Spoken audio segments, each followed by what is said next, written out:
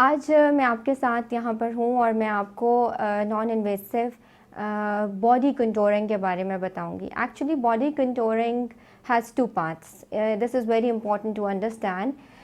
Body contouring का एक part है जिसमें फ़ैट की एक्सेस होती है मुख्तलिफ बॉडी पार्ट्स के ऊपर, लाइक बेली पे, थाइस पे, आर्म्स पे, जो बहुत ज़्यादा एक्सरसाइज और डाइटिंग के साथ कंट्रोल नहीं हो रही होती है। उसको नॉन सर्जिकल मेथड से रिमूव किया जा सकता है effectively, and now there are USFDA approved methods for this. We will talk about them very shortly. The other thing which is included in body contouring is loose skin which can be tightened up.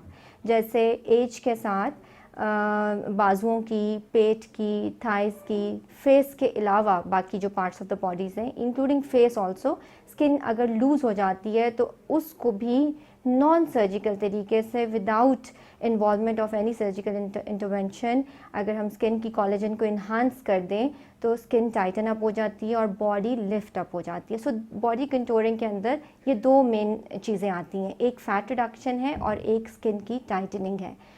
First of all हम fat reduction के ऊपर बात करेंगे। आजकल जो FDA approved devices market में available हैं जिनके साथ फ़ैट मेल्टिंग का प्रोसेस नॉन सर्जिकली हो जाता है, उसमें तीन जो मोस्ट कॉमनली यूज्ड मेथड्स हैं that we will discuss today.